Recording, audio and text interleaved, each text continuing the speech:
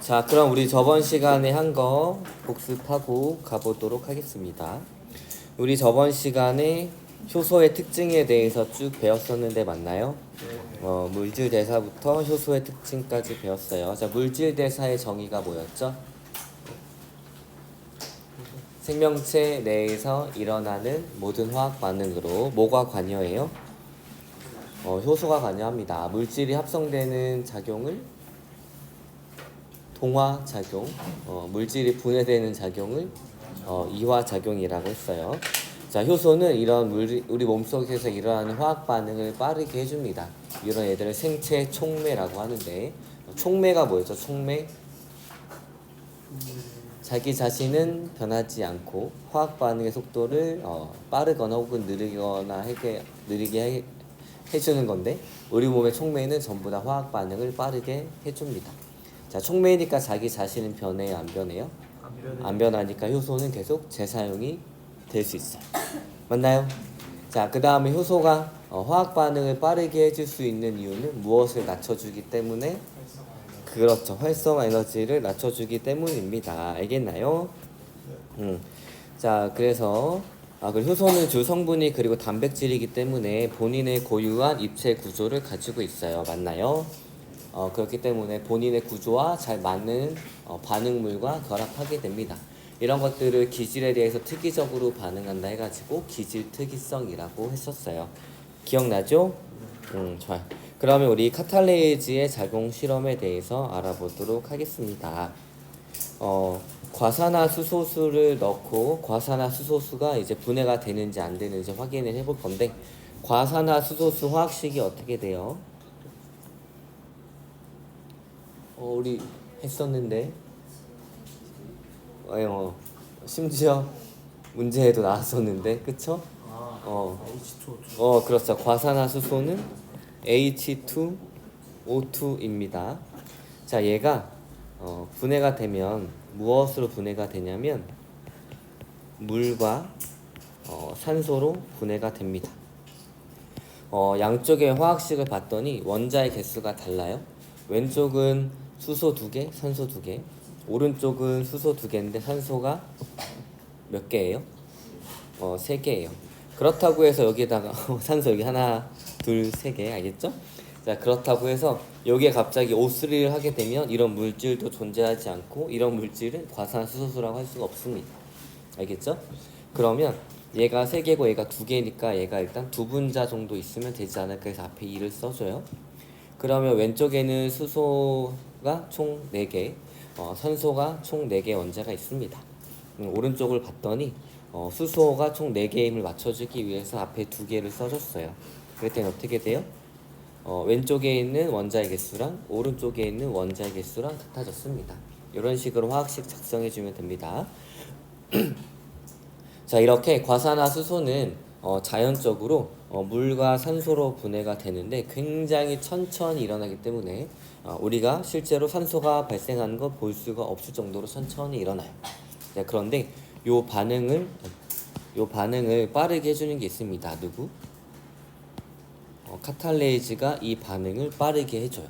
그래서 과산화수소수가 카탈레이즈를 만나게 되면 카탈레이즈가 이 반응을 빠르게 해주기 때문에 우리가 산소가 발생하는 것을 볼 수가 있고 얘가 우리 눈에는 기포로 보이게 됩니다. 알겠나요? 자, 그 실험에 대해서 볼 거예요. 자, 일단 시험관 3개를 준비를 합니다. A, B, C 시험관. 그 다음에 여기 나와 있는 대로 3%의 과산화수소수를 같은 양을 넣었어요. 알겠나요? 자, 그 다음에 A에는 아무것도 넣지 않고 B에는 생감자 조각을 넣고 그 다음에 C에는 삶은 감자 조각을 넣었습니다. 요 감자에는 무엇이 있냐면 그죠, 탄수화물 분명히 있어요. 근데 우리가 지금 뭐에 대해서 배우고 있죠? 효소에 대해서 배우고 있죠. 이 감자 속에서는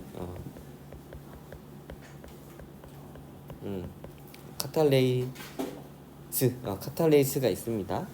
모모 레이스라고 끝나는 것은 효소라고 생각해 주면 돼요. 그래서 생감자 조각에는 카탈레이스가 있어요. 결국엔 생감자 조각을 넣어줬다는 얘기는 여기에다가 카탈레이스를 넣어줬다는 얘기입니다. 알겠나요? 자, 그 다음에 삶은 감자예요. 삶기 위해서 뭐를 가해주죠? 열. 그러면 카탈레이즈는 어떻게 되죠? 변성이 되겠죠. 단백질은 열을 받으면 변성이 됩니다. 그러면 입체 구조가 변해요, 안 변해요?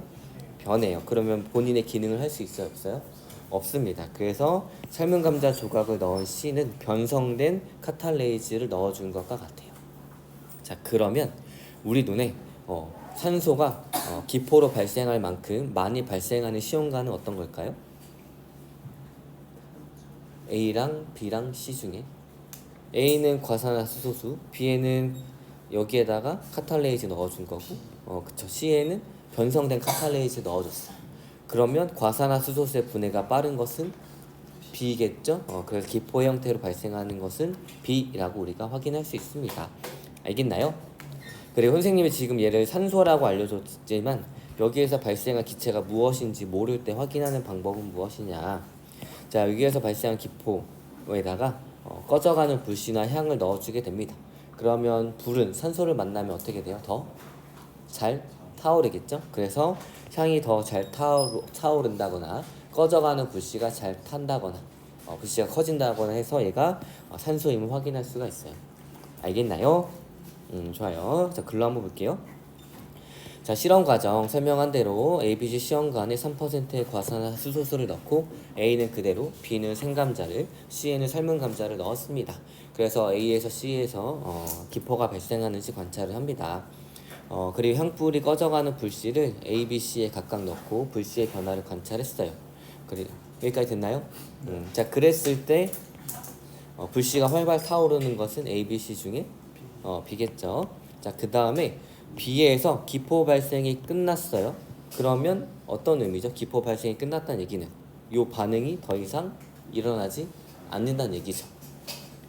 왜 그럴까요? 카탈레이즈가 없어서 아니면 과산화수소수가 없어서? 그렇죠. 과산화수소수가 다 떨어진 거예요. 그러면 여기에다가 즉 B에는 카탈레이즈 넣은 상태예요. 그럼 여기에다가 다시 과산화수소수를 넣을 거예요. 그러면 카탈레이즈가 있기 때문에 이 반응이 일어나요, 안 일어나요? 일어나니까 기포가 발생해요, 안 해요? 합니다. 왜? 카탈레이즈는 촉매이기 때문에 본인은 변하지 않아요. 그래서 계속 재사용이 될 수 있기 때문입니다. 알겠나요? 자, 그래서 결과를 보면 A, 기포 발생하지 않아요. 왜냐하면 반응은 하지만 속도가 매우 느리기 때문인 거고, B가 기포가 발생합니다. 왜? 카탈레이즈가 과산화수소의 분해를 촉진하기 때문인 거고, C, 기포가 발생하지 않아요. 왜냐하면 카탈레이즈가 고온에 의해서 변성이 돼서 기능을 잃었기 때문인 거고. 자, 불씨 변화 B에서만 타오릅니다. 왜냐하면 그걸 통해 가지고 우리가 기체가 산소라는 것을 알 수가 있어요. 그 다음에 과산화수소를 B에서 추가합니다. 그러면 기포가 다시 발생해요. 왜냐면 효소는 반응 후 변하지 않고 재사용이 되기 때문입니다. 알겠나요? 자, 그래서 결론. 효소는 활성화 에너지를 낮추어서 반응이 빠르게 일어나게 하고 반응 전후에 변하지 않으므로 재사용이 되고 변성된 효소는 기능을 잃었다라고 우리가 이 실험을 통해서 확인할 수 있습니다. 알겠나요? 네. 자, 그러면 요거 설명했었나요? 네. 그래요. A가 D가 될 때 한 번에 되는 것이 아니라 A가 B가 되고 B가 C가 되고 C가 D가 됐을 때 각각의 단계에서는 물질이 각각 다르니까 여기에 결합하는 효소들이 각각 다르다, 이런 내용이었고, 자, 효소의 변성. 효소는 단백질이기 때문에 주 성분이 열 혹은 산에 닿게 되면은 변성, 본인의 구조가 변하게 됩니다. 그래서 본인의 입체 구조가 달라지기 때문에 원래 반응물과 결합하지 못해요. 그래서 기능을 잃어버립니다. 알겠나요? 좋아요. 자, 그러면 이제 효소와 생명 현상은 어떤 관련이 있는지 보도록 하겠습니다. 자, 효소는 대부분의 물질 대사에 관여합니다. 그리고 생명체는 효소의 물질 대사가 원활하게 이루어지게 함으로써 생명 시스템을 유지를 합니다. 대표적으로 광합성이 있고, 그 다음에 세포호흡이 있고, 출혈 시에 혈액이 응고되는 거, 간에서 독성 물질이 분해되는 거, 성장에 필요한 물질이 합성되는 거 혹은 소화가 되는 것 등 우리 몸에서 일어나는 화학 반응에 전부 다 관여한다라고 생각해 주면 괜찮아요. 알겠나요? 자, 간에서 독성 물질이 분해가 되는데 혹시 에탄올 좋아하는 사람 있어요?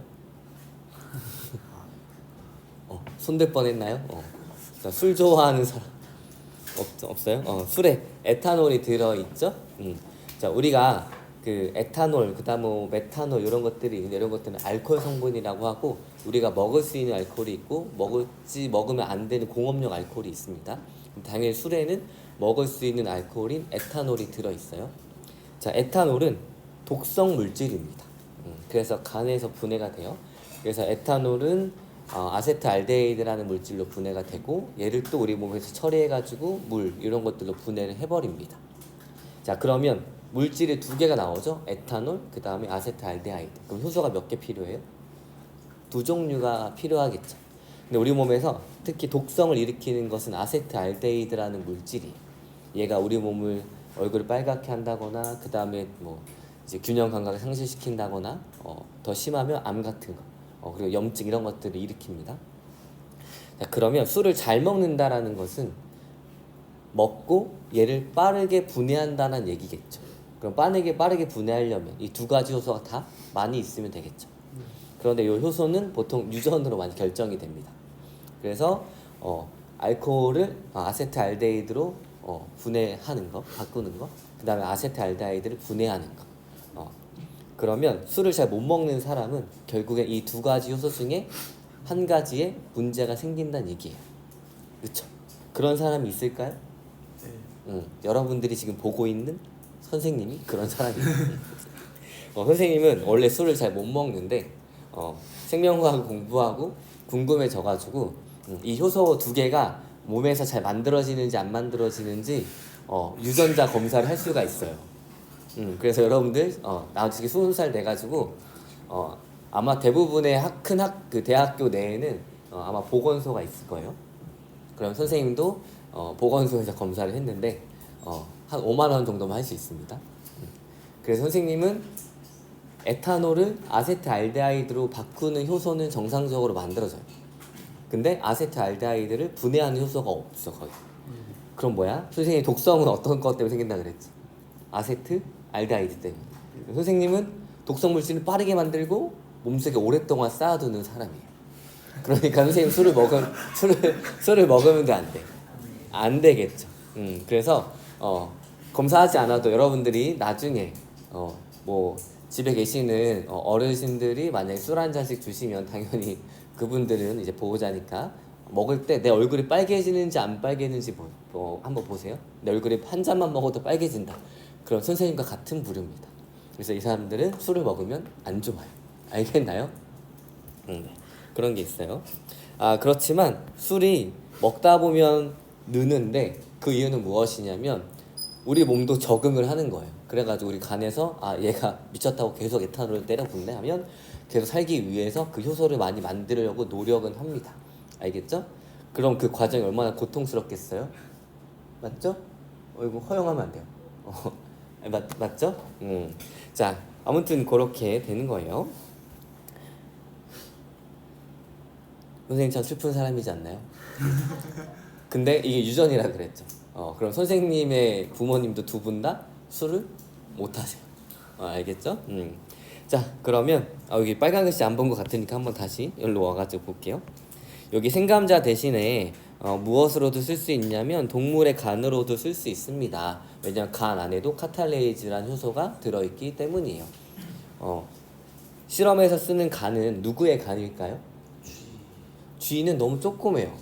그래서 쥐 해부 아직 안 해봤죠 당연히. 쥐를 해부하면 쥐를 굉장히 작기 때문에 간도 좀 작아요. 근데 우리 실험할 때 많이 필요할 거 아니에요. 그럼 간이 커야 될까요? 안 커야 될까요? 커야겠죠. 고래는 너무 비싸요. 고래는 잡는 게 불법으로 되어 있기 때문에 안 되고. 그다음 소고기. 맞아요. 우리 소, 돼지 이런 것들 항상 죽이잖아요. 맞죠? 우리 소고기, 돼지고기 항상 먹잖아요. 그럼 걔네들 죽여야지 먹을 거 아니에요. 알겠죠? 아무튼 그 죽이는 슬픈 과정은 나중에 얘기해 줄 거고 결국엔 소는 항상 죽기 때문에 소의 간을 씁니다. 자, 생물체가 크면 간도 크겠죠. 그러면 소의 간을 쓰겠다고 하면 선생님들이 이제 주문을 합니다. 그럼 소의 간이 선생님 몸통만한 게 와요. 그러면 얘를 조각조각 내가지고 여러분들 실험에 쓸 수 있게 소분을 해야 되잖아요. 그럼 간이 오는 날 어떻게? 간이 그 스트로퍼 박스에 비닐 안에 쌓여 있고 그 주변 얼음들이 와가지고 얼음들 속에 이제 퍼묻혀서 온단 말이지. 그러면 그 간을 누가 썰어야 돼요? 선생님들이. 그러면 학교에 계신 생명과 선생님들이 다 같이 와가지고 흰색 가운을 입고 장갑을 끼고 간을 썰고 있어요. 간도 당연히 혈관 이런 것들이 있으니까 혈액이 막 나오겠죠. 그런 모습을 여러분들이 본다고 생각해봐요. 그럼 보통 방과후에 하겠지. 밤에 여러분들이 학교에 잠깐 뭐 잊어버려가지고 왔는데 하필 겨울이야. 밤이야. 해가 졌어. 과학실에 불이 켜졌어. 과학실에 갔어. 선생님한테 인사하려고 갔더니 한 3-4명의 생명과학 선생님들이 4명이 뭐야 흰색 가운을 입고 거대한 간 조각을 피를 묻히면서 자르고 있는 모습을 나중에 볼 수도 있어요. 알겠죠? 자, 도망치면 안 돼. 알겠죠? 인사하고 가요. 그럼 선생님들이 피 묻힌 손으로 안녕 이렇게 해주겠지. 자, 근데 다행히 그거 대신에 감자를 쓰면 그런 일은 없기 때문에 생감자를 씁니다. 그 다음에 여기 빨간 글씨 한번 보도록 할게요.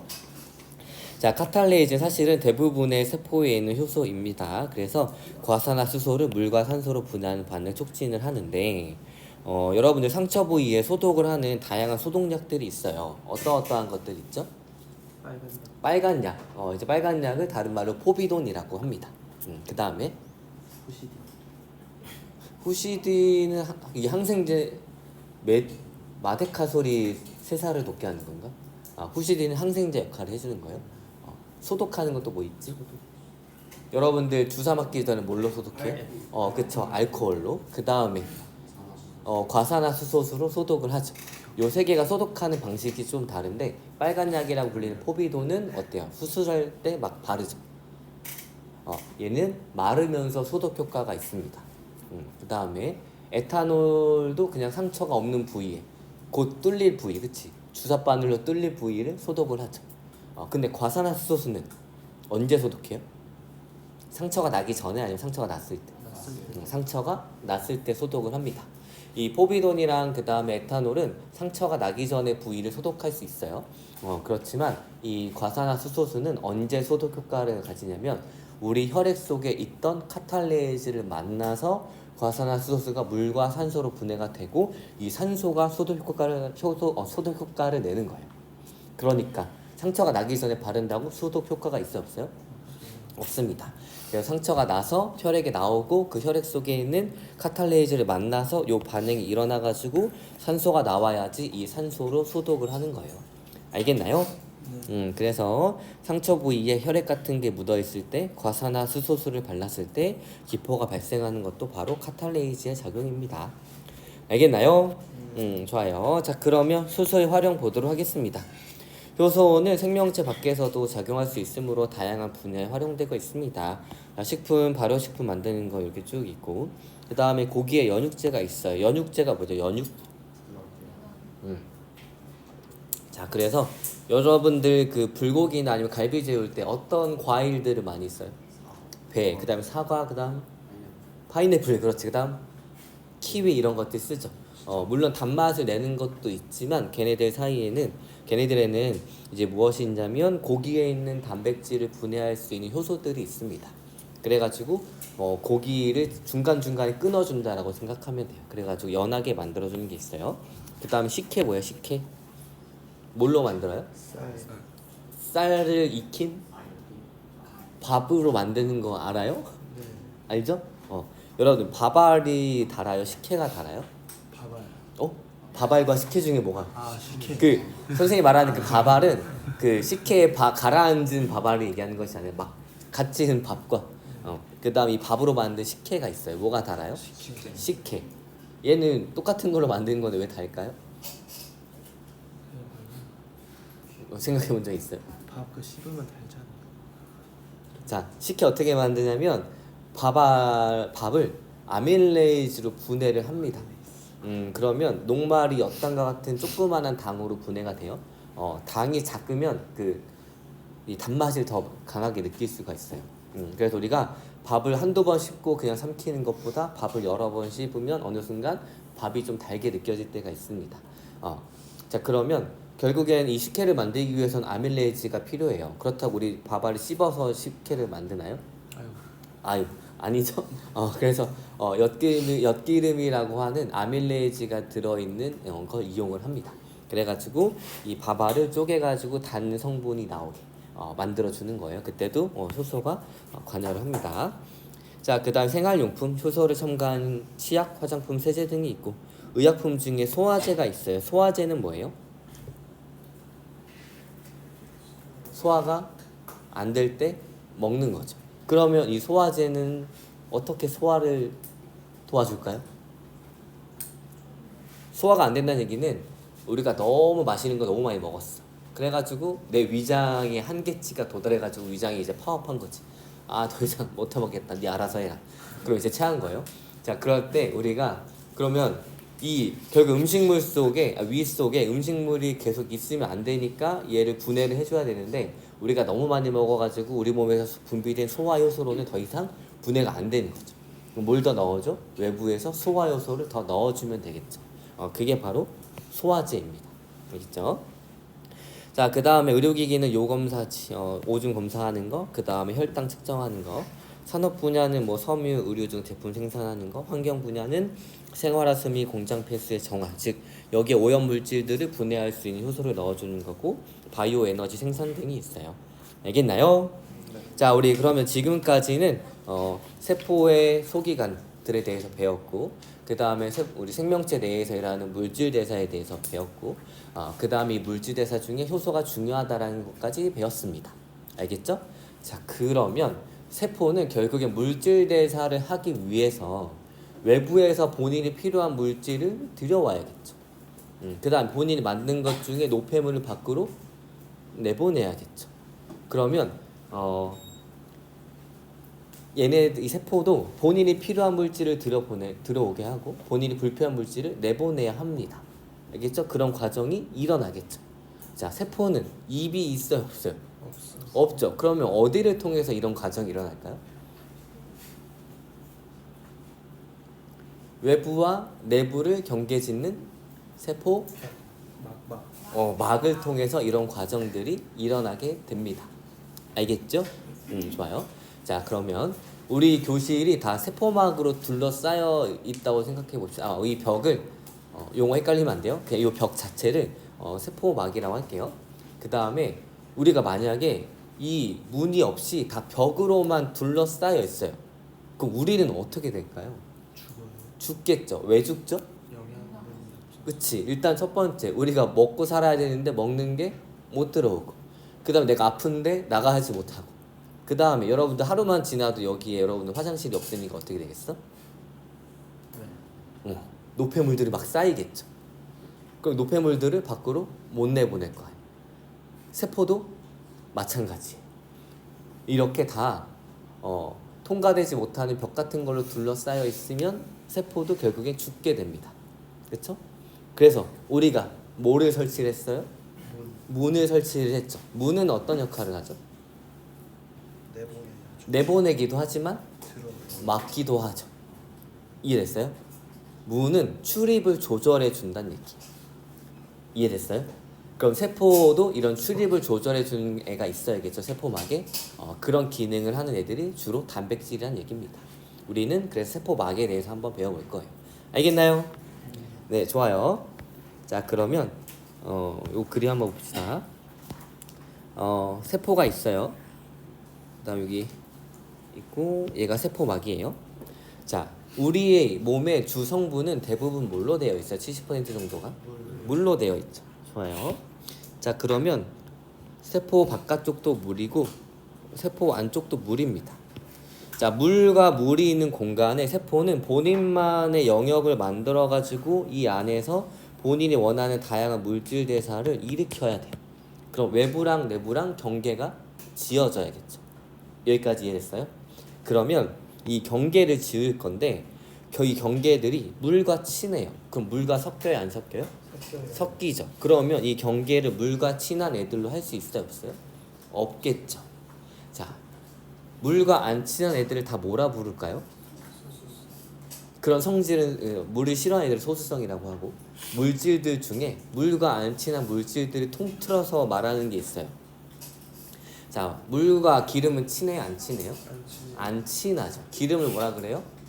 지방 이런 애들을 지질이라고 합니다. 그래서 물과 안 친한 모든 것들을 다 지질이라고 하고 그 안에 지방이 또 들어있는 거예요.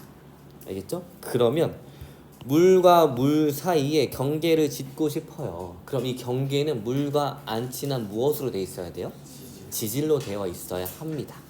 그래서 세포막은 주 성분이 지질로 되어 있고 그다음 여기 안에 물질을 출입을 조절할 수 있는 단백질들이 박혀 있는 형태로 되어 있어요. 알겠죠? 그럼 그 형태를 한번 배워보도록 하겠습니다. 자, 요 그림 먼저 볼게요. 자, 선생님 세포를 이렇게 그렸다고 하면 요 막의 한 부분을 확대한 것이 바로 이 모습입니다. 자, 얘 보게 되면 어떤 애들이 보이냐면 일단 머리에 꼬리 두 개 달리 인지질이라는 게 있어요. 알겠나요? 자, 막이니까 자, 세포 바깥쪽도 물, 세포 안쪽도 물이니까 물과 안 친한 지질 성분으로 되어 있는데 그 지질 성분 중에 세포막을 구성하는 지질이 인지질이란 얘기입니다. 알겠나요? 그리고 보라색 색깔로 되어 있는 단백질들이 뭐 여기 붙어 있거나 혹은 박혀 있거나 관통해 있는 모습을 볼 수가 있습니다. 알겠나요? 자, 그리고 특이하게 이 인지질이 두 개의 층으로 되어 있어요. 여기까지 됐나요? 자, 그리고 이 인지질을 한번 자세히 볼 건데 인지질은 머리 부분이랑 꼬리 부분으로 나누어지게 됩니다. 자, 이 머리 부분은 물과 친해서 친수성이라고 부르고 그 다음에 이 꼬리 부분은 물과 친하지 않고 심지어 물을 싫어한다 해가지고 소수성이라고 불러줘요. 여기까지 됐나요? 자, 이 머리 부분은 왜 친하냐면 자, 이 이름에서 알 수 있는데 인지질, 왜 인지질일까요? 사람처럼 생겨서? 아니에요. 자, 이 머리 부분에 어떤 것이 있냐면 인산이 있습니다. 인산 혹시 들어봤어요? 어디서 들어봤죠? 당, 인산, 그쵸? 선생님 이제 인산, 당, 염기 이런 순서로 외웠는데, 그래서 그래야지 구조가 그려지니까 인산, 당, 염기, 뉴클레오타이드 구조했을 때 인산에 대해서 배웠었어요. 알겠죠?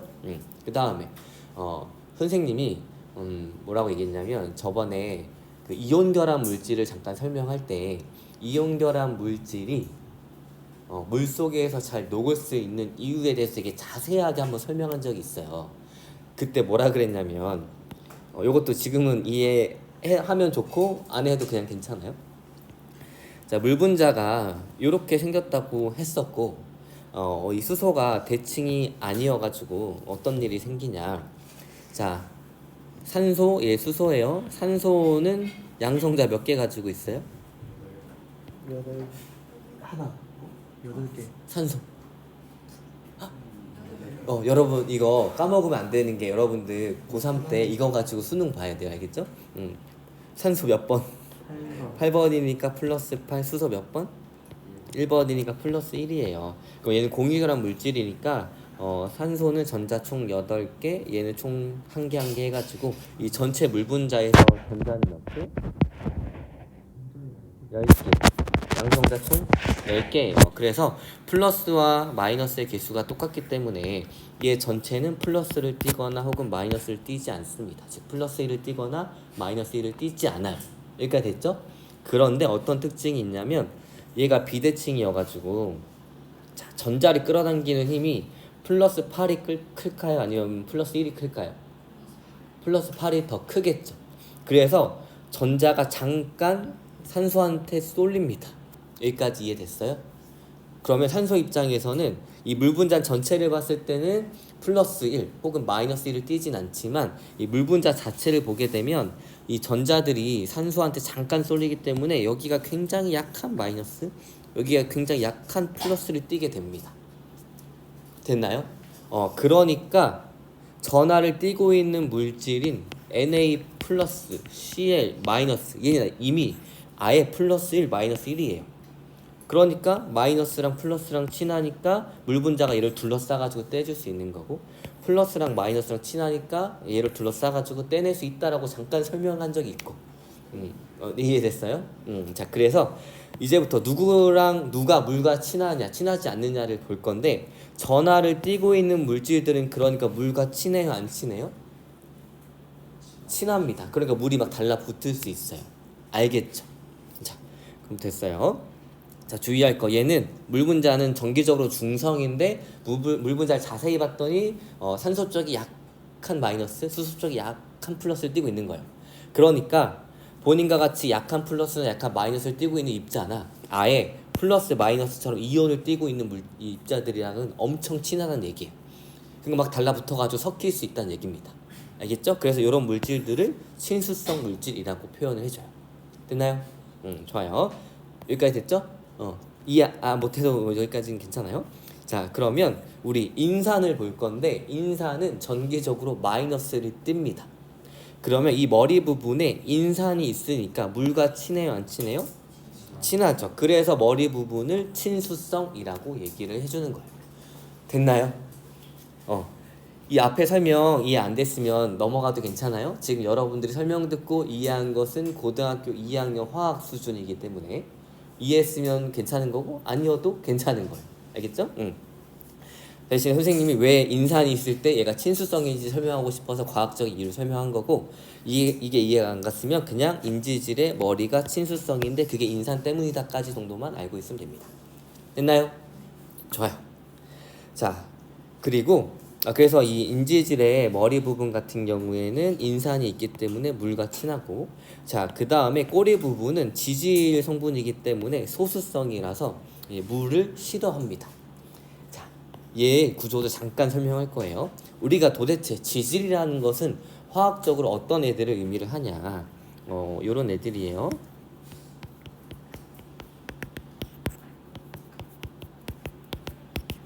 자, 여기 다 수소가 들어있는 건데 이것도 이해하면 이해하고 아니면 패스해도 됩니다. 알겠죠?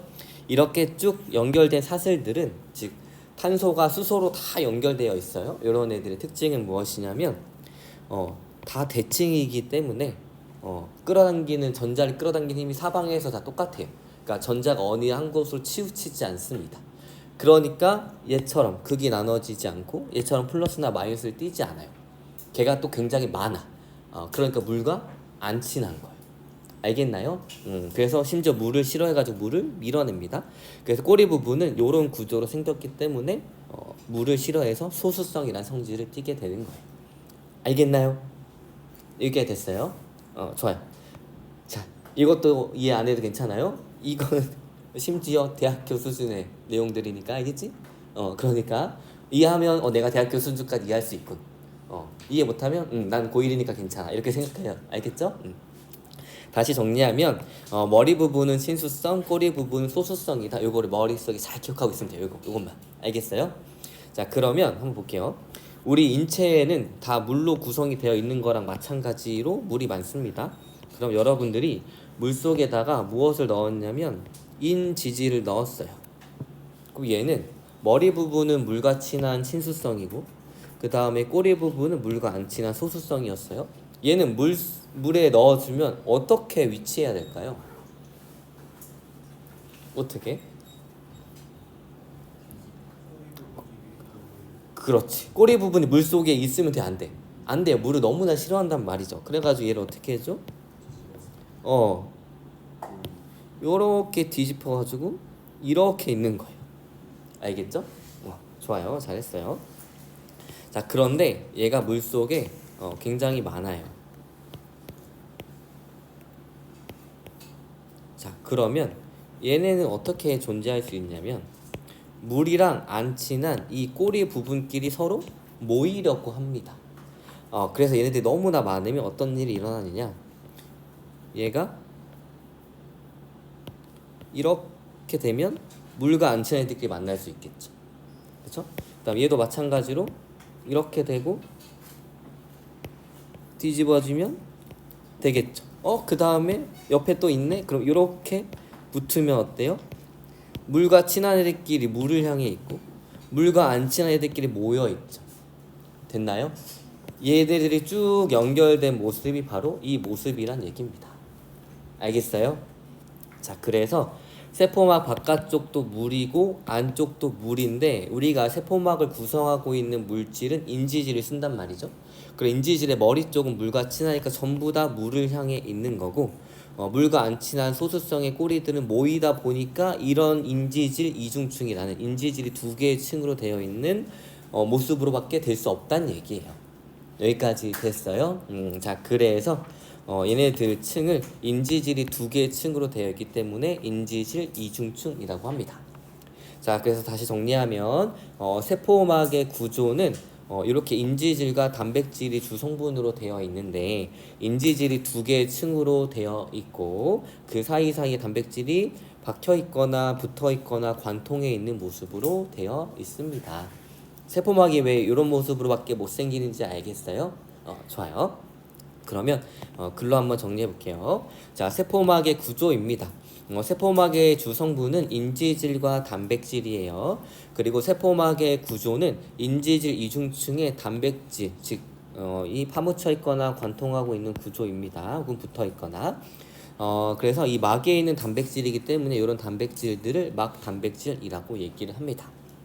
그리고 인지질은 이렇게 고정되어 있는 것이 아니라 서로 강제로 이렇게 물을 피해서 모여 있는 거기 때문에 접착제로 딱 붙어 있는 게 아니라 서로 그냥 여러분들이 선생님을 피해서 서로 뭉쳐 있는 모습이에요. 알겠죠? 그럼 그 사이사이에 단백질들이 지나갈 수 있겠죠? 이렇게 이런 것들 유동성이 있다라고 얘기하는 거예요. 그래서 인지질은 유동성이 있기 때문에 단백질이 고정되어 있지 않고 움직일 수 있습니다. 알겠나요? 좋아요. 그럼 오른쪽 글 볼게요. 인지질의 머리 부분은 물이 풍부한 세포 안쪽과 바깥쪽을 향해 접해 있어요. 그건 당연한 얘기죠. 왜냐면 물과 친한 부분이니까.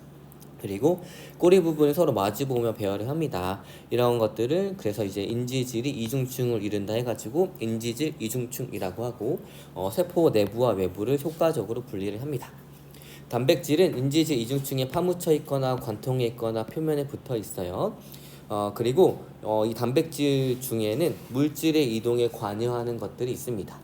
그러니까 이 단백질들이 전부 다 물질의 이동에 관여하는 것이 아니라 어떤 애들은 신호 전달에 관여하고 어떤 애들은 효소로도 작용하고 그래요. 근데 우리가 주로 볼 것은 이 물질의 이동에 관여하는 단백질들을 볼 거예요. 예를 들어서 얘 같은 경우에는 세포가 열고 닫을 수가 있어요. 그래서 만약에 닫혀 있다가 열리면 특정 물질들이 들어올 수 있게 해줍니다. 그런 단백질들에 대해서 우리가 배워볼 거란 얘기예요. 알겠나요? 자, 그럼 인지질의 모습 다시 한번 볼게요. 자, 인지질은 지질에 인산이 결합되어 있는 물질입니다. 그리고 글리세롤 머리 부분은 이제 글리세롤에 인산이 붙어 있는 모습인데 글리세롤은 궁금하면 찾아보지만 여기서 그냥 그렇게 중요하게 다루지는 않긴 해요. 근데 어디에 쓰이냐? 되게 오래 전에 우리 피부가 너무 거칠거칠했을 때 글리세롤이라는 걸 바르게 되면 얘가 수분을 잘 증발을 막아주기 때문에 이런 보습제로도 한번 쓰이기도 했었습니다. 자, 아무튼 인산을 포함한 성분이 결합한 머리 부분이에요. 그래서 인산이 있기 때문에 친수성인 거고, 그 다음에 지방산 두 분자로 구성된 꼬리 부분이 있습니다. 그래서 지방산으로 구성이 된 이 꼬리 부분은 물과 친하지 않기 때문에, 심지어 물을 싫어하기 때문에 소수성이에요. 알겠나요? 좋아요. 자, 그러면 세포막의 선택적 투과성에 대해서 알아보도록 하겠습니다. 자, 세포막은 처음에 선생님이 얘기한 대로 세포 자체가 본인의 고유한 공간을 유지하고 그 안에서 본인이 원하는 물질을 만들어내고 본인이 불필요한 물질을 내보내기 위해서는 본인이 원하는 물질만 선택적으로 투과시킬 수 있어야 합니다. 이런 것들을 선택적 투과성이라고 합니다. 자, 그래서 세포막은 물질의 종류, 크기 등에 따라서 어떤 물질은 잘 투과시키고 어떤 물질은 잘 투과시키지 않는 선택적 투과성이 있습니다.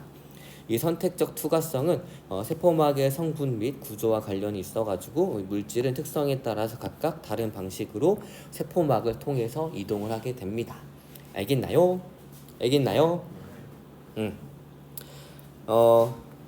자, 그래서 어떤 애들이 있냐면 인지질 이중층을 잘 투과하는 애들이 있고 인지질 이중층을 잘 투과하지 않는 물질이 있습니다. 한번 볼게요. 인지질 세포막 성분 보도록 하겠습니다.